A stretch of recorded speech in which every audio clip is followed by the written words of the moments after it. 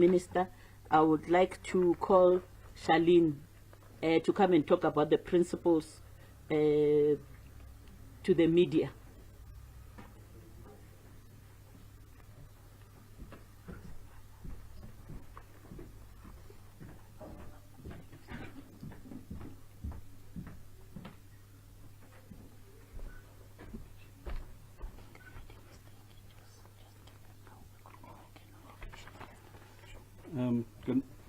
Good morning, ministers. Good morning, members of the media. So, how I would like to work today is Minister will deliver the statement for the social cluster, so the IMC ministers, including the wider social cluster. Thereafter, we'll obviously call Minister Lele to offer inputs. Thereafter, we'll cross over to your questions. We'll have the time to engage with you, to raise your questions ahead of the summit this week, and the reason for, as government, calling this summit. I think that's an important aspect of why we are here today. And we'll invite questions from online. So if you're following online, you can route those questions via the GCIS online platforms. We are streaming, so we welcome questions online, and we'll take those as well. And finally, we're asking you that as we move towards the summit this week, that we invite you to also engage with us as government to share our voice on the work being done collectively with civil society towards eradicating the scourge of gender-based violence. So with that being said, DG, I think I'll hand back to you. Thank you. Thank you. Thank you very much. I would like to call our Minister, Minister Maite Nkwana Mashabane, to do the opening remarks. Yes.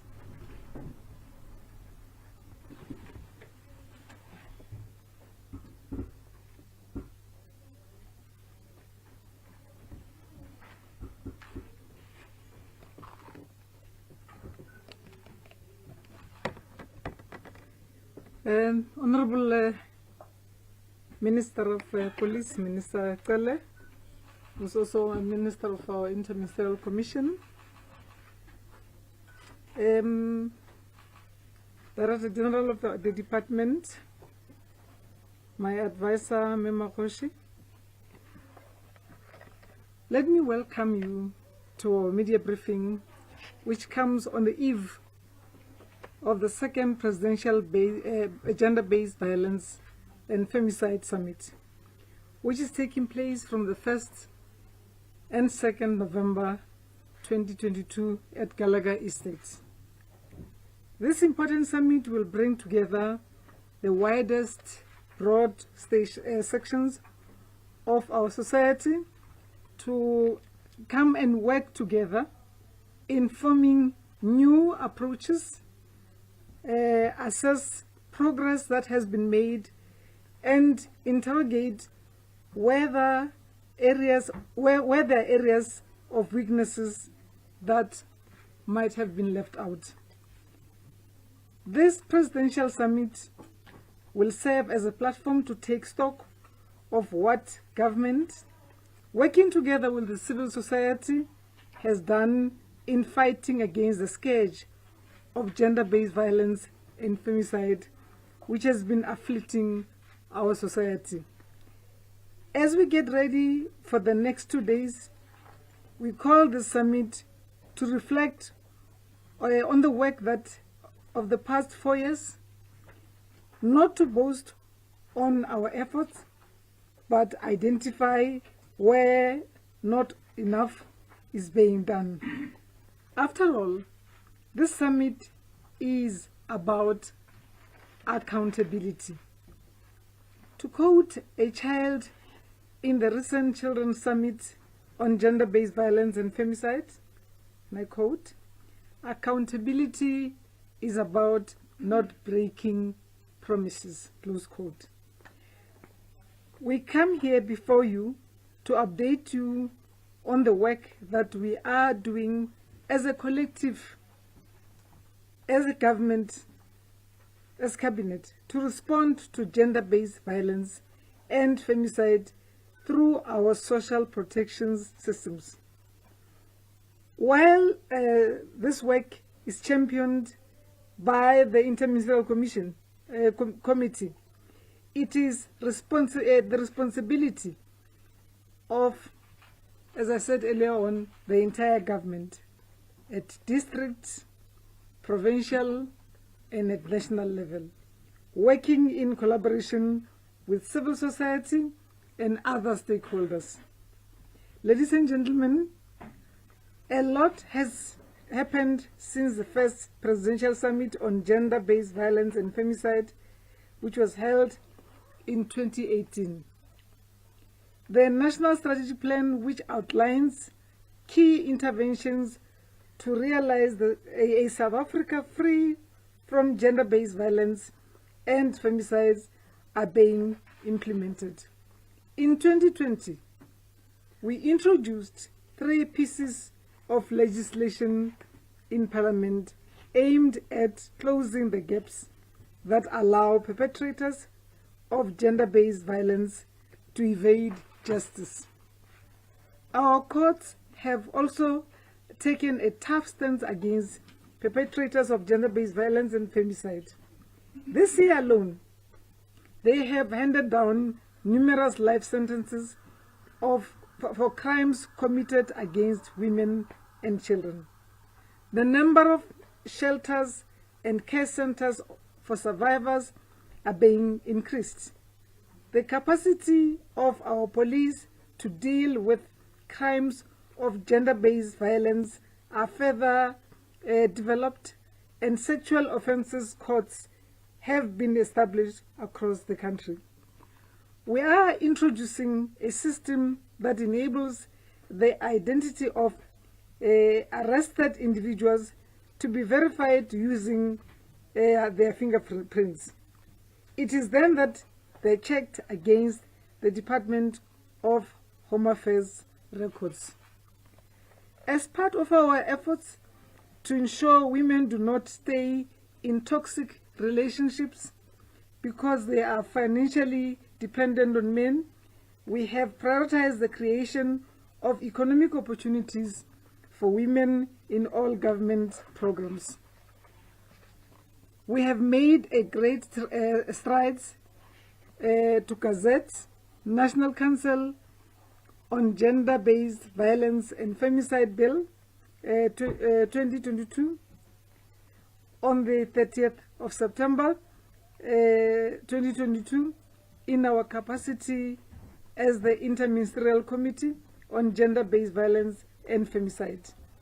This was a major step towards driving multi-sectoral, coherent strategy and policy programming framework to ensure a coordinated national response to the crisis of gender-based violence and femicide by the government of South Africa and the country as a whole.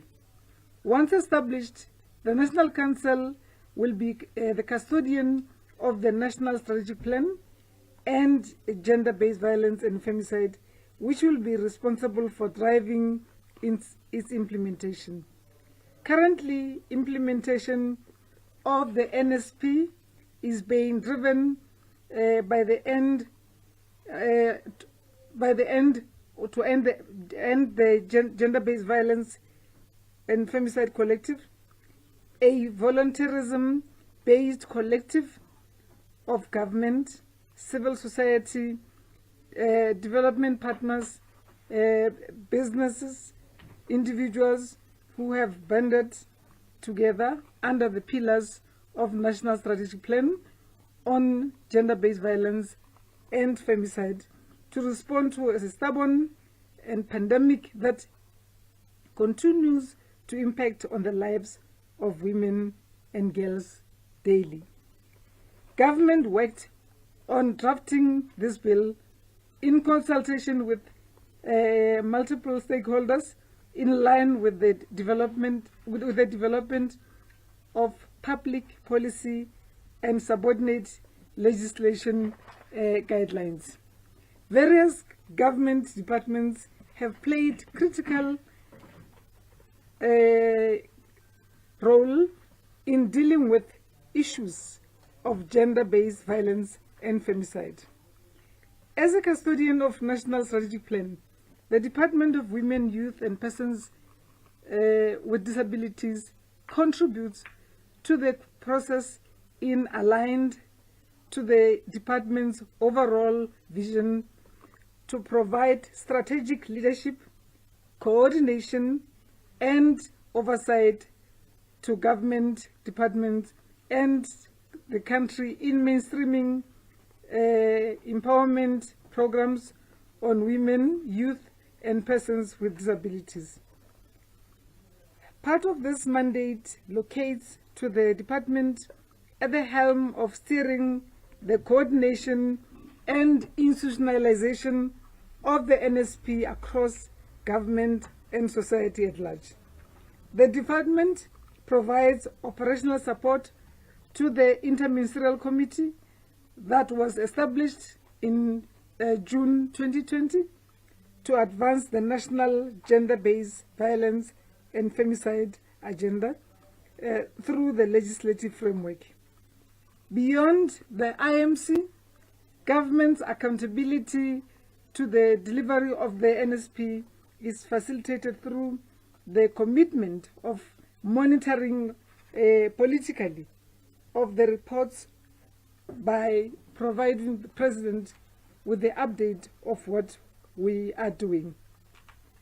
Portfolio Committee on Transactional Sex Behavior is one of the challenges faced by women amongst a plethora of atrocities South African women are subjected to, even in this epoch of democracy.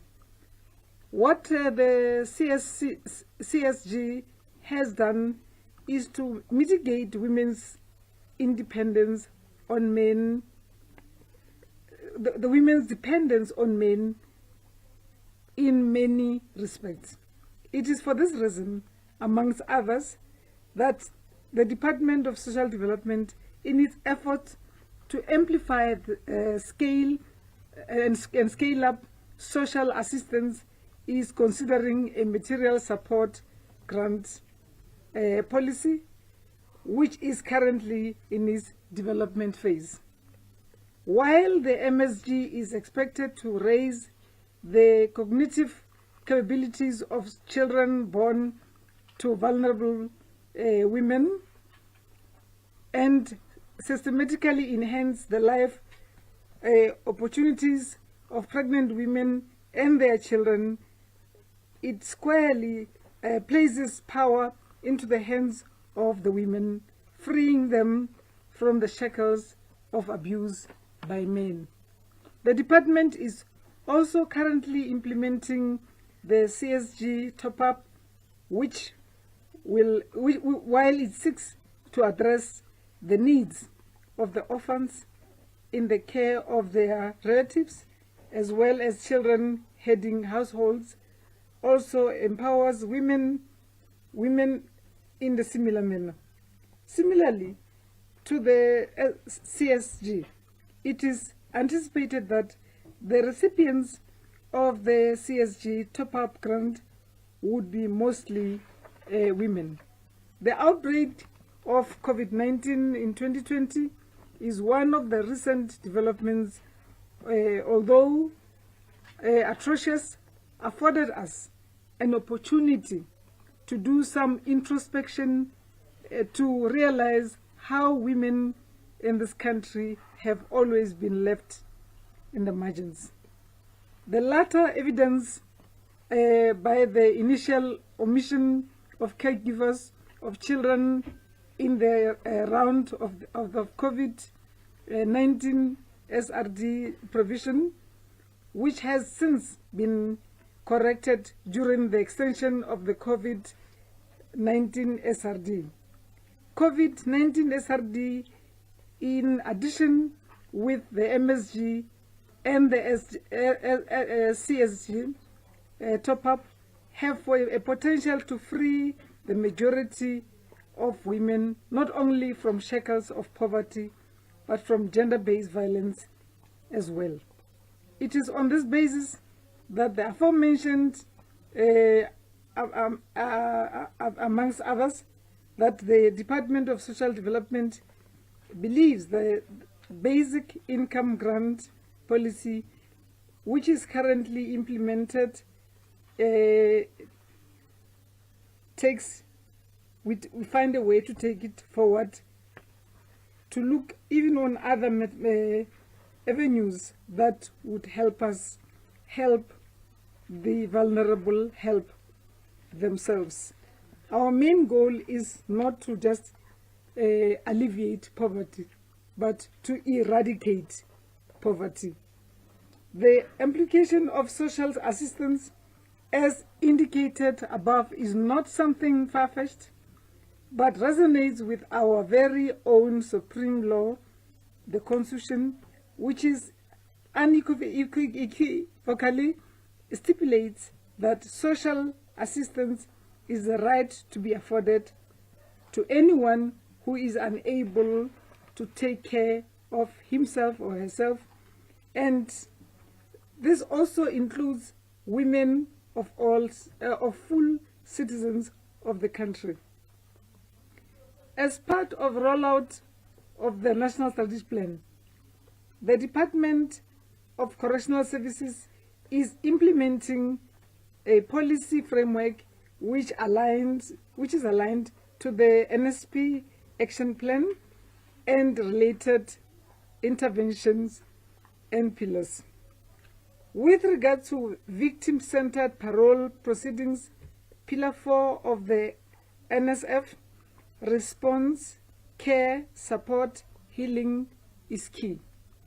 The DCS is providing this through rehabilitation programs, victim offender mediation, and victim offender dialogue. The outcome of this is victim-centered, survivor-focused, accessible, unbiased, and equally services which are readily available across all respective levels across criminal justice, health, education, social support systems. The DCS regional offices coordinate community imbizos and stakeholders' participation, including involvement of ex-offenders and victims. On public awareness and education, the Department of Public Works and Infrastructure has been erecting 3 billboards per province since 2021 in strategic locations such as police stations, including branding of the gender-based violence and femicide call centers buildings which they host. In 2022, 3 billboards were erected in 3 districts in Gauteng, KwaZulu-Natal, Northern Cape, and Northwest Province, and Mpumalanga provinces, is the latest being in July 2022. The Department of Health has been instrumental in providing capacity building on gender-based violence and femicide for health providers. The department has conducted over 47 training sessions in all spheres of government, including national, provincial, and municipal levels. This included a total of 18 training modules conducted focusing on various aspects. This training took place between the 7th of September 2021 to the 10th September 2022, and 35 people participated. The department is also busy developing a syllabus for training for community health workers to enable them to respond to gender-based violence matters. Obstetric violence and secondary victimization, particularly among young women seeking abortions by healthcare professionals, continues to be addressed through training.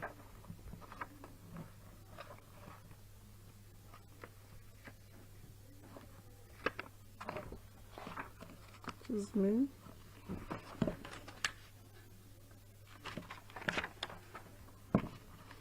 The Department of Basic Education has signed a protocol with SAPS through National School Safety Framework to address school safety within the context of broader community and the prevailing legislative and policy context.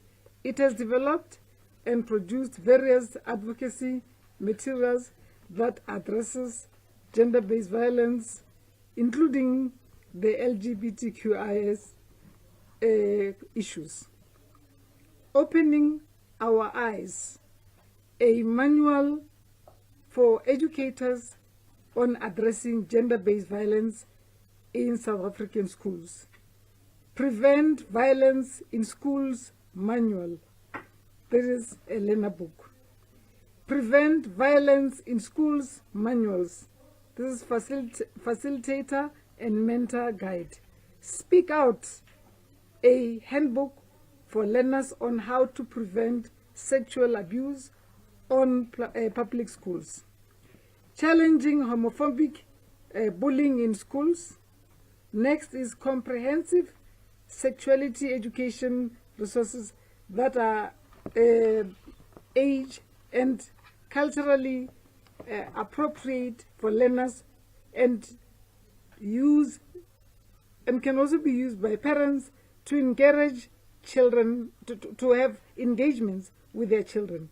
It is believed that parents having sexuality related conversations with their children is critical in reducing prevalence of learner pregnancy in our schools, as well as vulnerability in sexual abuse.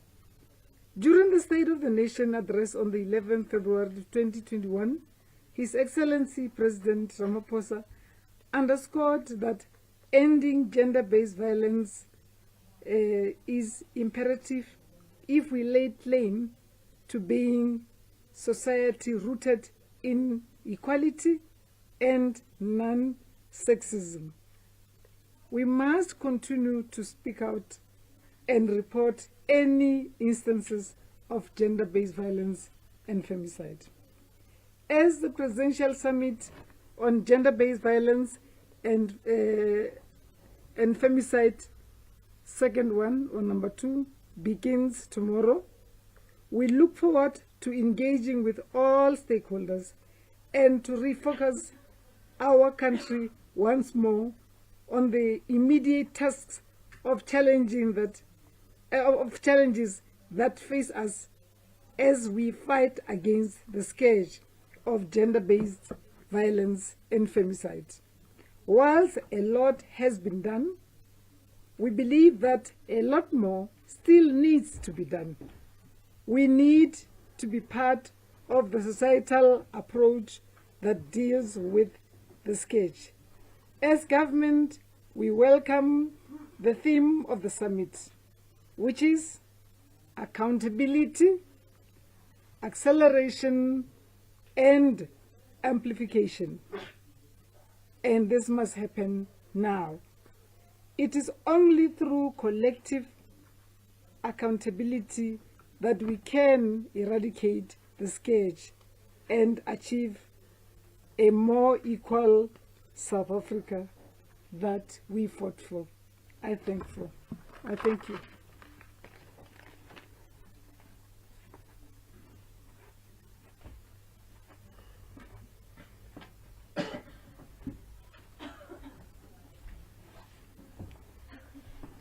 Thank you very much, Minister.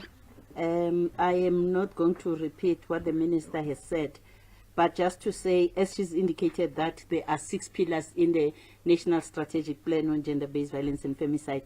I am interested in Pillar 2, which focuses on prevention, rebuilding social cohesion to respond to gender-based violence and femicide crisis. And I'm asking myself, is the media involved? Because the National Strategic Plan says everyone in South Africa must account on what they are doing to end gender-based violence, because it's not the responsibility of government only, but it is the responsibility of all South Africans. The criminal justice system comes in after gender-based violence has happened. But what is the role of all of us to ensure that it doesn't even happen. There is a formation that has been established. It's called End Gender-Based Violence and Femicide Collective, where both civil society, private sector, labor, and government co-chair the pillars. Pillar 1 is co-chaired by our department and civil society. Pillar 2 is GCIS, and that's why I said I'm interested in Pillar 2, because if GCIS and others are involved, that means the media is where the media can play an important role. But I think it's important for the media every day to ask yourself, what is it that you've done? Yes, you're playing an important role to point out to the shortcomings of government. However, what else can we do for prevention to ensure that violence doesn't happen, to ensure that every man who commits these crimes knows that it is shunned by everyone, including the media? I think it is important for all of us to play this role. But I would like to explain something which tomorrow might not be explained. Tomorrow you'll get a copy of the scorecard. The scorecard will be a summary of the Pillar 2 of the Year 2 report. We produced Year 1 last year. This year we are producing Year 2 of the implementation of the National Strategic Plan on Gender-Based Violence. So what's important for the media to know is that the National Strategic Plan on Gender-Based Violence, it's a 10-year strategy. So if it's a 10-year strategy, it means some of the things will be achieved as time goes on. So if you see a red which says it has not yet been achieved, it doesn't mean that government has failed, but it's something that is linked to the MTSF and to the MTF. The MTSF is the medium-term strategic framework of government, which is a 5-year strategic plan that says this year, 2021, 2022, this is what we'll achieve, 2022, 2023.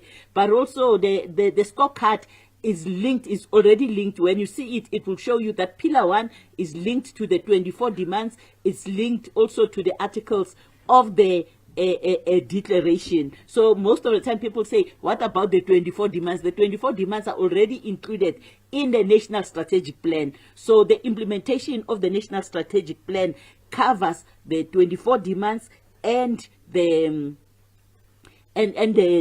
articles from the declaration, as indicated that Pillar 1 requires that all of us be accountable. Before I call the minister, I'd like to indicate that the Department of Justice and SAPS, they co-chair together with civil society, with Rape Crisis and other civil society organization in the End Gender-Based Violence and Femicide Collective. So Minister, in her talk, obvious, he'll be focusing more on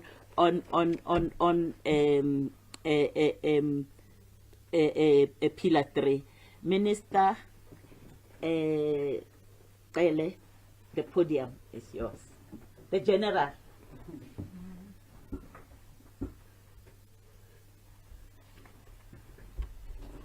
Thank you very much, the Program Director and Minister. I think we have said almost all. Will be very short from our side, emphasizing exactly what you're supposed to do. We are the members of the criminal justice system. We are members of the IMC, and then concentrating on our own to reduce, respond, react, including prevention. We are having programs where we work on prevention. Things that is supposed to do, one would not concentrate on too many things. Maybe the thing that the world, the NGOs, the people out there, including the media, that would like to know where especially this cluster has been on the receiving end of it, is the question of the DNA, which is one of the biggest pillar in dealing with the question of the abuse of women, the abuse of children, especially on the sexual assault and rape. We are making progress. Is a progress that we believe is good. Is a progress that we believe as we finish the backlog, we would never find ourselves going back to the situation where we were. And we are working hard to say, let's do and deal with what we have and never find ourselves in the same situation.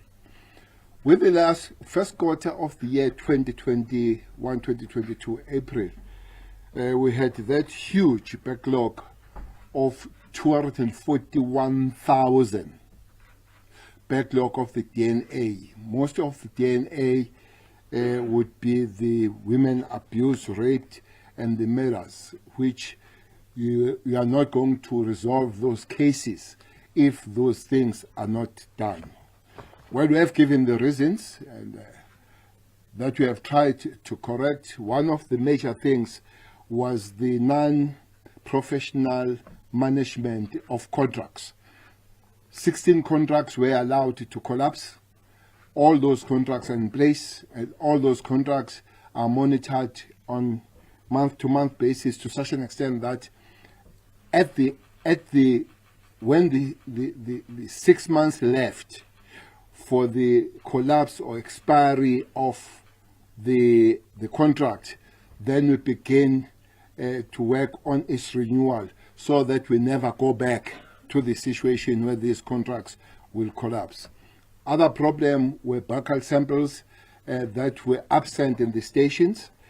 All these stations now, they have these buccal samples supplied by the main stations around their cluster. But more than that, the top 30 stations that have high level of abuse and rape are given an extra money, is around 100 million for those stations, so that they are able to short circuit the way of responding on those shortages immediately, not following necessarily all those things that you follow as you go for contract.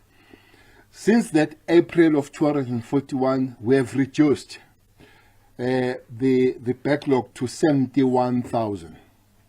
We expect to deal with to complete the backlog come January. We had put October, but we have come back for reassessment, and by January we would have done with backlog and we'll be doing a day-to-day kind of new entrance so that we are able to respond quickly to the issue of DNA, and we are able to work in terms of reaction and finding those people that are perpetrators on it. But that does not mean that at the present moment we are not working with the prosecution to fast track those cases that are ready from the side of the NPA but would have been delayed by the DNA.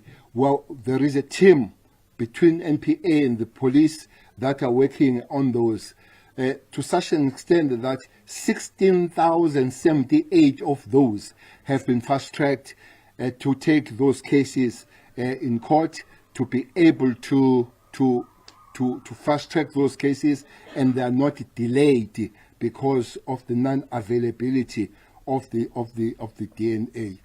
Well, we have strengthened our capacity there. As I've said, all contracts are in place. We have brought new blood in the system. For instance, in the Western Cape laboratory, we had our interns who were dismissed. We have brought them all back. There were 24. We find 20 back. They're in the system. So they are working instead of 8-hour shift. We're working 16-hour. We've put money for overtime. In Pretoria, we have added 8 of those analysts. As we speak, we have recruited 200 BSc students who are on training, who will be unleashed to these institutions, so that we never go back where we were. The laboratory of Eastern Cape will be finished in February and fully fledged come April. People are in training. We've got 54 members of staff there. 22 of them are in training, improving themselves. 24 are in new training. So as we finish and we fully, and that laboratory of Eastern Cape becomes fully functional, we'll take all the load out of Western Cape, because most of the backlog that you find in Western Cape as we speak, they come from Eastern Cape. Once that one is fully fleshed, so there will be no backlog, there will be no pressure on the Western Cape. KZN, we had a little bit of a problem there, that the laboratory in Manzimtoti has flooded 4 times. So we are moving it to the city center, where we'll be getting the new one. The public works, and together with the supply chain of the South African police, they are working on that it moves to the city center. Once that one is fully fledged again, we'll take pressure out of Gauteng 1, that all the specimen will be done in KZN. But that doesn't mean that we are not doing the work. There is good work that is happening, as I've said, that we are 71 down now. And all these capacities we've created here, they're not going to be taken away once the backlog is finished. We'll stay those capacities so that we are able to work faster and never go back again in that situation. At the present moment, nonetheless, we are working. Our laboratories have managed to find 15,568 persons to crime, which means there are 15,000 people that through the DNA are linked to crime, which makes life easier to resolve those crimes. And you find that there's not a very high number sometimes of people that rape people. There are people that are repeat offenders. So DNA does help to link several of rapists of offenders in quite several cases, so that as you arrest those people, you are really cutting down of the offenders out there. But you also have got 9,234 where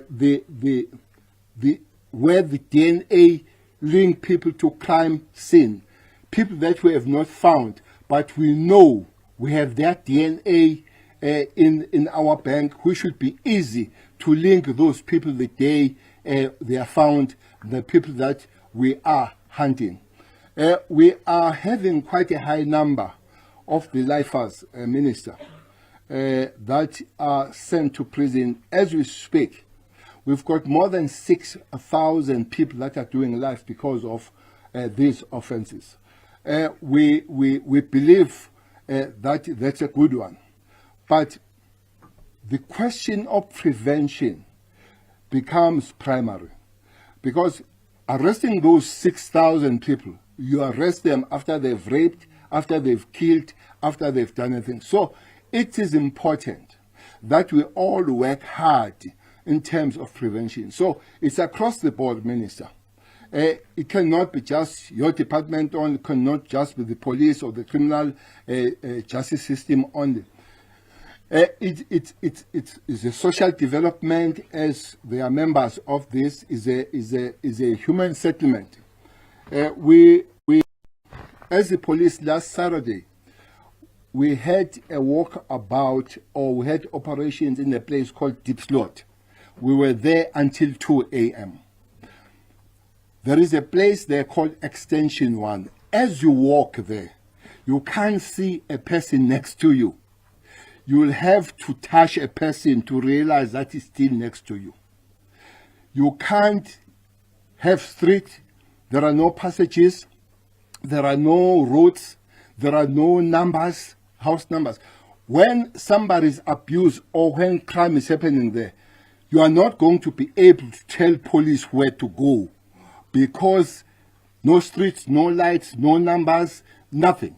So, which means the socio-economic situation and the better settlement of people will have to improve for all of us to be able to fight crime.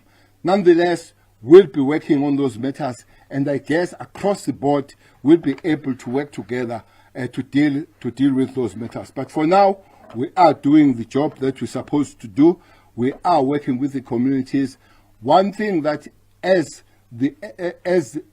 segment of this interministerial committee, as police, we have started what they call Amadoda Izimbizo.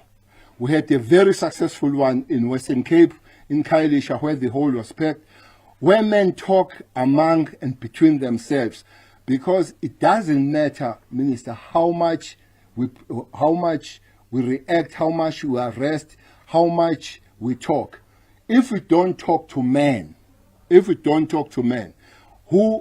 are the people responsible for rape. So it is important to pull them together. We had that one as a part of prevention.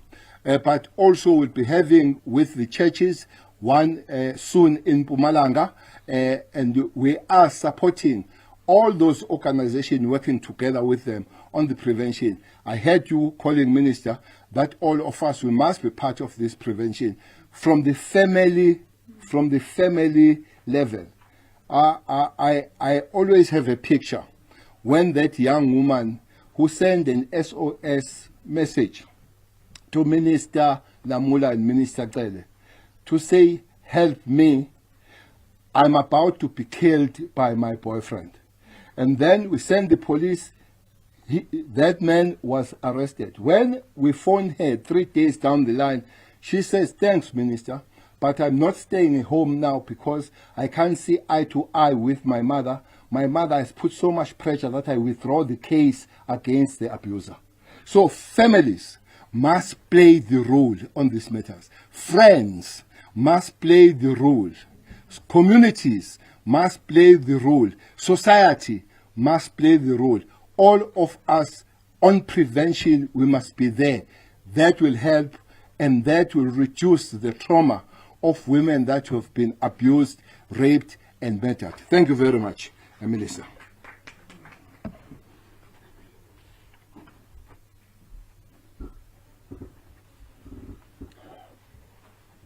Thank you, Minister. Thank you very much. I would like just to dwell on one pillar that he referred to, socio-economic power. And in Pillar 5 says economic power. Economic power is one of the reasons that women stay. And when we talk about economic power, most of the people look at government. Yes, the president has already pronounced that 40% of government or of public procurement must be given to women. The challenge that we have now, and I think this is where the media has the power. Media is powerful. Media always says we talk to the power, but government is not is powerful, yes, but the media is also powerful because it can make people account. Government accounts for 19% of the economy of South Africa. Private sector accounts for 81%. Private sector must play a role in terms of empowering women. Procurement of private sector leads to 500 billion or whatever. So I think we're calling on the media also to come on board to ask and to call private sector to account. Yes, we know that there are those that are playing an important role, but they have to come in. Economic power will also reduce the issue of gender-based violence and femicide. Without wasting time, I would like to hand over now to the media to ask questions.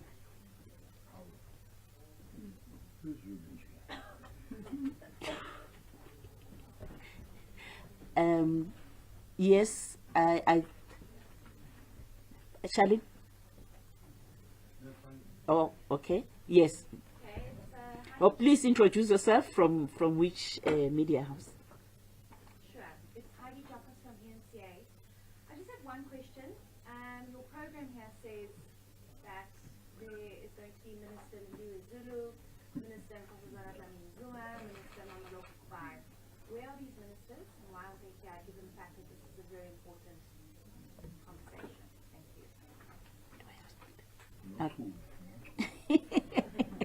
Thank you. Thank you very much. Okay, I think there are other two hands. Good morning, everyone. I'm Malisa Kani from Newsroom Africa. I don't know if, just looking at violence from government, which are involved. I see public service, social development, police, human settlement, public works, and of course, you know the rest. We have seen an incident in the Eastern Cape in the past few months when it comes to a girl who was gang raped and she went to a clinic to seek assistance. You know, what is your position when it comes to trying to get health officials on board when it comes to their response to gender-based violence, especially when we having young girls reaching out to health officials, you know, especially in an incident that we saw, which also ultimately led to her passing away. At the same time, I know it's not part of this briefing, but Minister Tsele, we saw an incident yesterday in Fine Town where 7 young people were killed. If you could just respond to that. That community is crying for police visibility.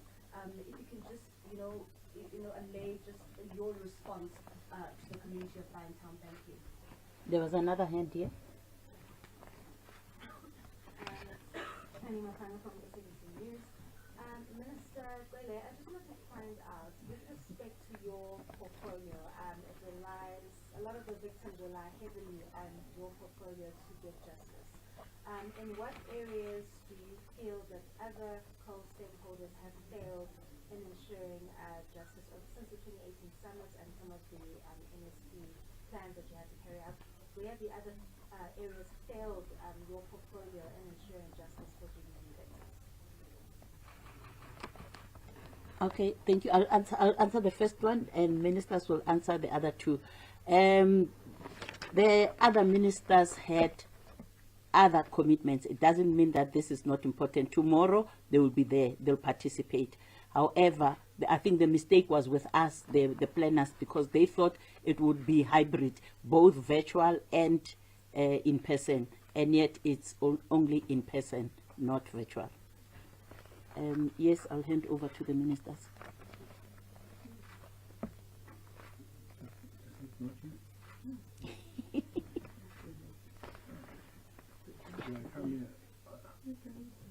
Yeah. The mics are there.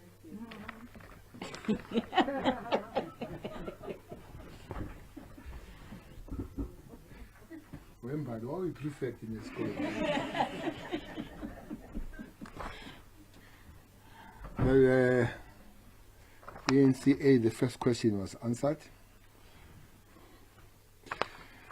Yes, the Eastern Cape was a bad kind of incidence for a government, for the whole chain of us. But I'm not going to, I think there were explanations given on the matter, but we still feel that much better could have been done by the whole departments. I'm not going to stand here and lambast the other segment of government, but we were in a very close touch with the premier of that province, the minister.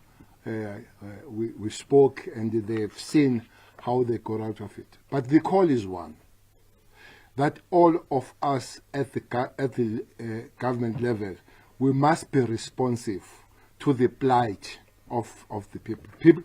Many people believe that if we have all of us done our work, that young woman would not have been buried.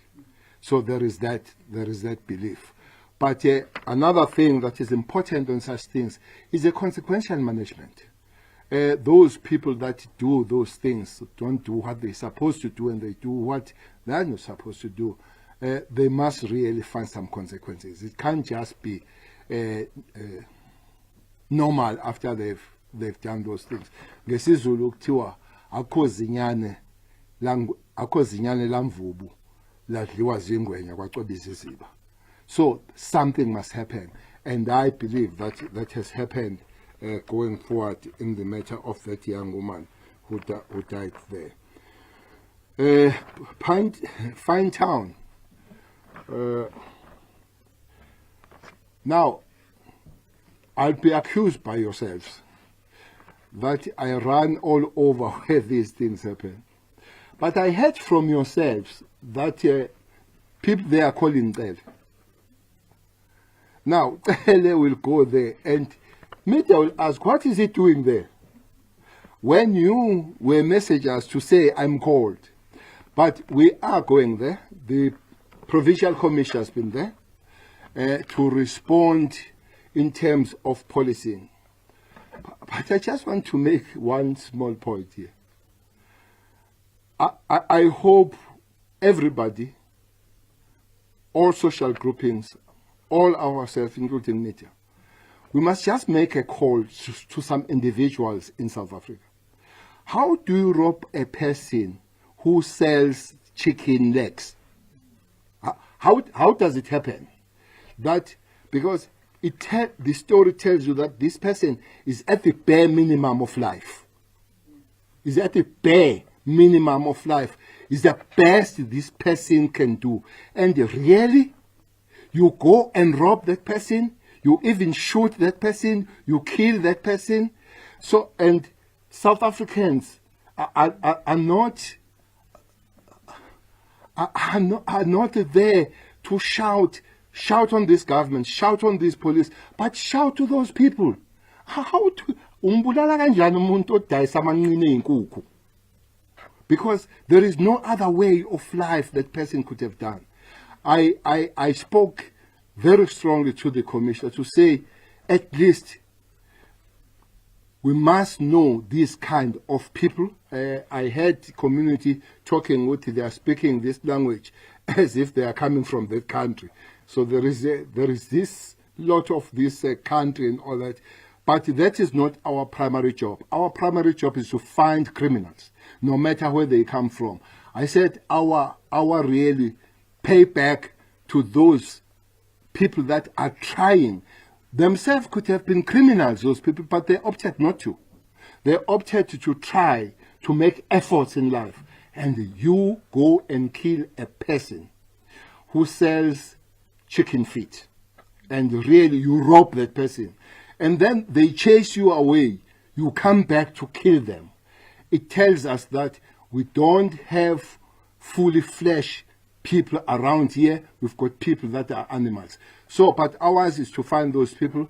We will be seeing them, but they have made this invitation. But I know that Provincial Commissioner, since that thing happened on the other time, they are working around the clock on it.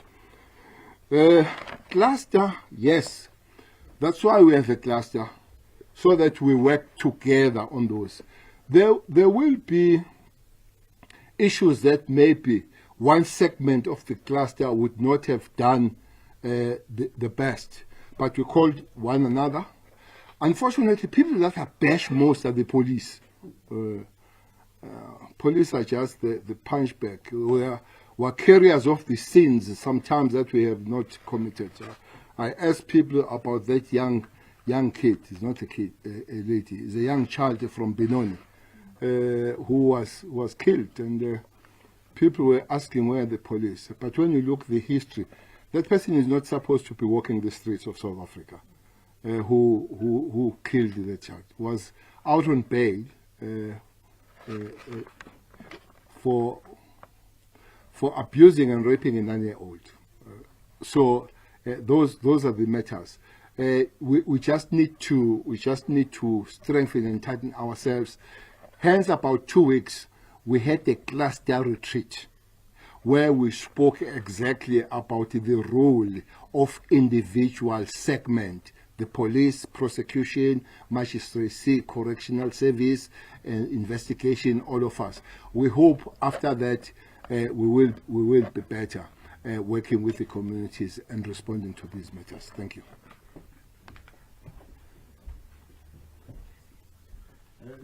Minister,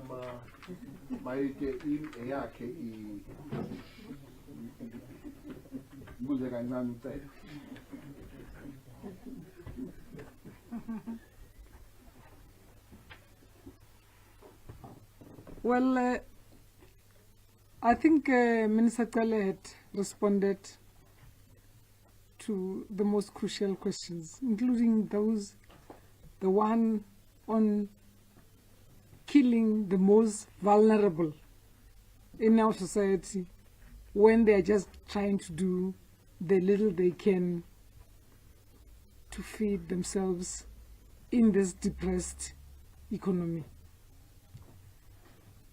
As for the response from health about that incident, we had followed them up.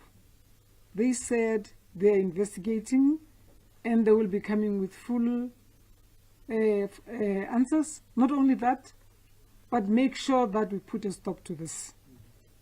The reason the president is calling the second summit is to not to pat ourselves on the shoulders, but like I said earlier on, the theme says it all, that we have done this in the 4 years. What have we done right? What have we not done right? What else do we still need to do? But okusalayo, the little one has experience in this sector is we are going to achieve a lot as South Africans if we do not fold our arms, if we do not look the other way. This is a pandemic that became really quite embarrassing right at the time when women again and our communities were fighting COVID. And the president of this country said, women and children and girls and disabled ones are fighting the second pandemic. The first pandemic has subsided somewhat in our country, but the first one, where we could really make a contribution if we stop looking the other way. If my neighbor screams, it is no longer, Minister Cele, my neighbor's business. It is the business of the family, of the community, because neighbors don't scream when things are nice. The pain is when they are being coerced to go back to that pain. It means there's still a lot that we have to do. When I say we, I mean all of us. To say, if this is a taboo, let it be a taboo. Can women and girls walk the streets of South Africa as they fought for freedom equally like men? Not all men are abusers. There are those who are non-toxic. We are calling upon them to join these gatherings that Minister Cele had referred to work together to fight and conquer even this embarrassing pandemic, gender-based violence and femicide. I thank you.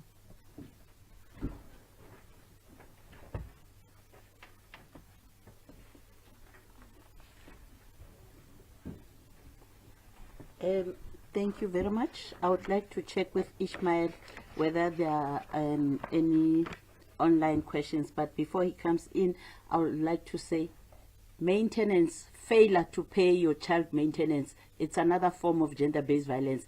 Can men please pay maintenance for their children? Can they please look after their children? And I would like the media to talk about it wherever, always when you talk about your son, the way you have a relationship with your son or your daughter, but encourage other men also to look after their children, because those are some of the things that make young people to grow up being so angry. Yes, Ishmael? Thank you, Inji. We don't have questions online. Oh, it was clear. It was very clear. Good news. Even here. Yes, please, our colleagues from the media or Yes, we're colleagues. We are not always enemies. Can you please support us in order to ensure that we raise awareness on the importance of men taking care of their children? It will help develop South Africa, because those children will be happy children. They will succeed at school. They'll go to school. They'll have shoes, and they will be happy. Thank you very much. Thank you. We thank you again for being here, and we hope tomorrow you'll be there also to support us and to also account on your role. Thank you very much. Bye.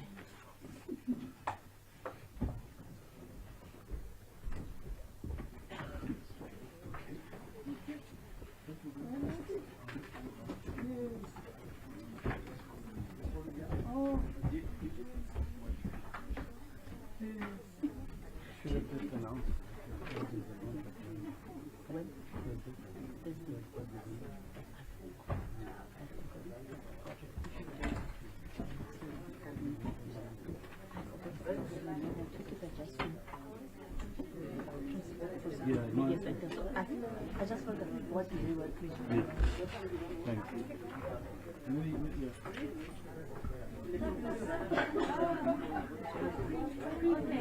Yeah.